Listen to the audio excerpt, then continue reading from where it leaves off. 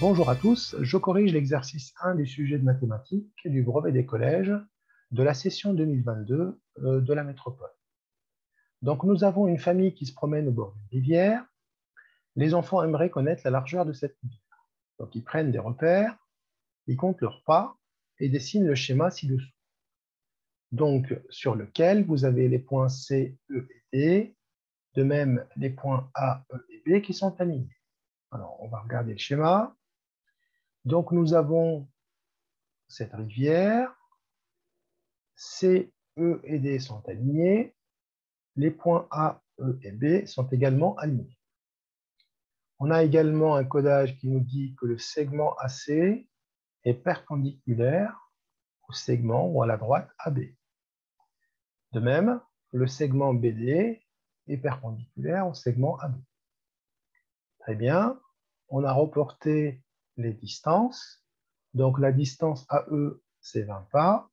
La distance BD, 1 pas. Et la distance EB, 5 pas. Très bien. Donc, dans tout le sujet, on nous demande de justifier, donc on va faire le maximum pour justifier nos réponses. Alors, première question, démontrer que les droites AC et BD sont parallèles. Alors, je vais les mettre en rouge, je vais essayer, voilà. Et la droite BD, parallèle. Alors, qu'est-ce qu'on voit? On voit d'abord que cette droite AC est perpendiculaire à la droite AB. De même, la droite BD est perpendiculaire à la droite AB. Et on sait que deux droites, si on a deux droites perpendiculaires à une même troisième, elles sont forcément parallèles. C'est une propriété de géométrie. Donc on va l'écrire. Et c'est ça qui va justifier que les deux droites sont parallèles. Alors, première question. Donc je vais commencer par dire que la droite AC est perpendiculaire à la droite AB. Nous avons également la droite BD qui est perpendiculaire à la droite AB, d'après la figure. Or, on sait que deux droites perpendiculaires, donc on sait que deux droites perpendiculaires à une même troisième, donc perpendiculaire à une même troisième, donc c'est-à-dire la droite AB, dans notre cas de figure, sont forcément parallèles. Donc, je peux affirmer que AC est parallèle à BD. Voilà la réponse à la première question. C'est une question de cours. Donc, on a justifié cette réponse car on a deux droites perpendiculaires à une même troisième. Donc, alors, ici, je peux écrire que AC est parallèle à BD. Alors ici, je l'écris avec les symboles. Vous devez l'écrire, bien sûr, en français. Là, il ne faut pas mélanger les symboles et les français, mais là, c'est pour gagner du temps au niveau de la correction. Question 2. Déterminer en nombre de pas la largeur AC de la rivière. Alors, la largeur AC de la rivière, c'est ce tronçon-là. On aimerait le trouver. Donc, pour les questions qui suivent, on a assigné la longueur d'un pas à 65 cm. Pardon. Donc, on va l'écrire ici. Un pas vaut 65 cm. Pour les questions suivantes. Bien, comment on va faire pour la longueur AC? Eh bien là, on a une configuration Thalès, puisque vous avez maintenant deux droites parallèles et deux droites séquentes. Ou bien trois points alignés, ainsi que trois points alignés et deux droites parallèles. On a la configuration, une configuration de Thalès, c'est même la configuration en papillon. Et donc, on va l'écrire. Donc, on va tout simplement dire la droite CE et la droite AB sont séquentes en E. Voilà, autrement dit, vous avez C, E et D sont alignés, ainsi que des points A, E et B. Donc, nous avons deux droites séquentes et nous avons deux droites parallèles. Donc, AC est parallèle à BD. Donc, je peux utiliser le théorème de Thalès. Donc, d'après le théorème de Thalès, on a... Alors, je vais utiliser les rapports que je connais. Donc, EA divisé par EB, premier quotient. Donc, EA sur EB, j'ai choisi le côté gauche sur le côté droit, qui sera égal à AC sur BD.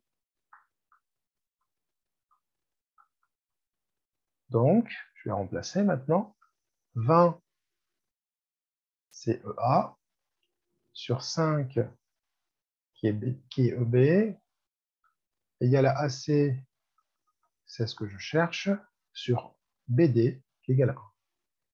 Et donc, on a directement 20 sur 5, ça fait 4, qui est égal à AC sur 1. Donc, vous avez directement AC égale à 1 pas. Donc ici, AC égale à 4 pas. Voilà, donc je peux ajouter ici 4. Voilà pour la question 2. Donc, je peux aussi convertir ça en centimètres. Ça veut dire 4 fois 65 pour la suite, hein, ce qui nous fait 260 centimètres.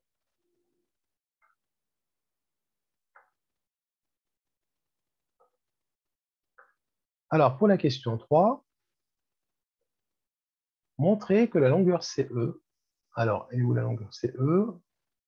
Donc déjà, maintenant, je connais la longueur AC, donc j'enlève ce point. Et donc maintenant, je cherche la longueur CE. Voilà. Cette longueur-là, CE. Montrer que cette longueur vaut 13,3 mètres, bien sûr, en arrondissant en décimètres près. Eh bien, c'est parti. Alors maintenant, on est dans un triangle, sommes dans un triangle rectangle en A. On connaît deux longueurs et on cherche même l'hypoténuse. Donc, c'est une application directe du théorème de Pythagore. Mais d'abord, il faut rédiger un petit peu les conditions de l'application du théorème. Donc, on va dire le triangle CAE ou bien ACE est rectangle en A. Nous avons un angle droit en A. Donc, d'après le théorème, de Pythagore,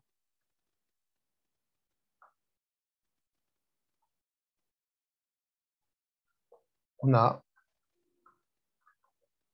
CE au carré qui est égal à AC au carré plus AE au carré. Je remplace par les valeurs numériques. Donc, AC, c'est 4, 260, 4 pas, ce qui vaut 260 cm. Donc, 260 au carré, plus AE, si je convertis 20 multiplié par 65, ça va me donner 1300, et donc au carré, puisque j'ai AE au carré, et tout ça, ça va me donner donc 1 757 600. Donc CE, c'est tout simplement la racine carrée. Donc la racine carrée de ce nombre-là, donc 1 757 600. Et j'obtiens environ 1300 26 centimètres environ. Donc, je divise par 100 pour convertir les centimètres en mètres, ce qui va me donner 13,3 mètres. Donc, la distance CE est de 13,3 mètres.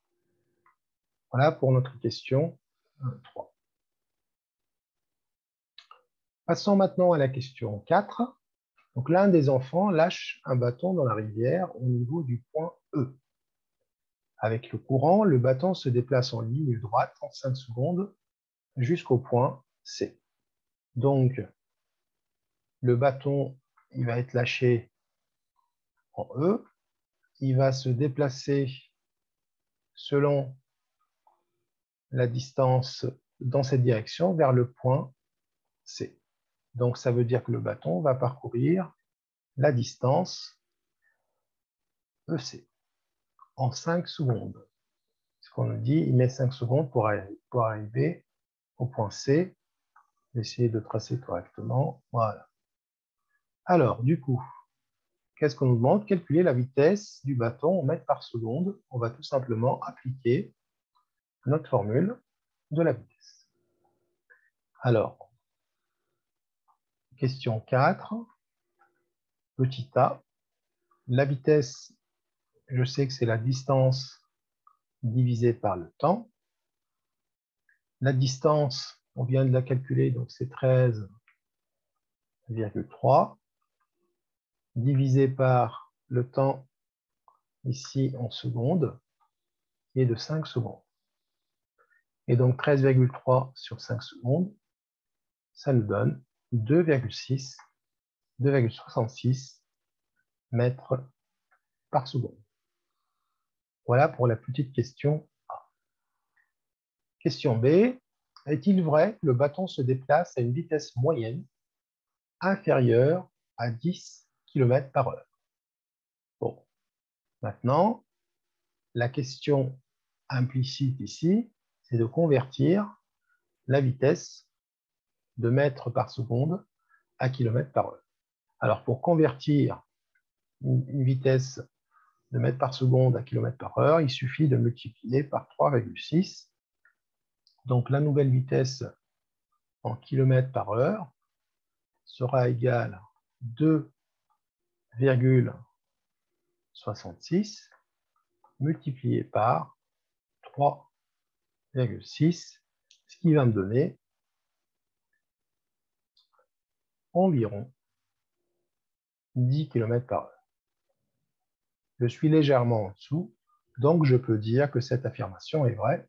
Il se déplace à une vitesse inférieure. Si on arrondit, on est égal. Mais en général, cette vitesse est inférieure à 10 km par heure. Donc, cette affirmation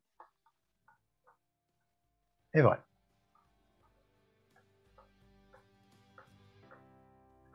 Voilà, nous arrivons à terme de la correction de l'exercice 1. Merci pour votre attention et à très vite pour la correction de l'exercice 2. Au revoir.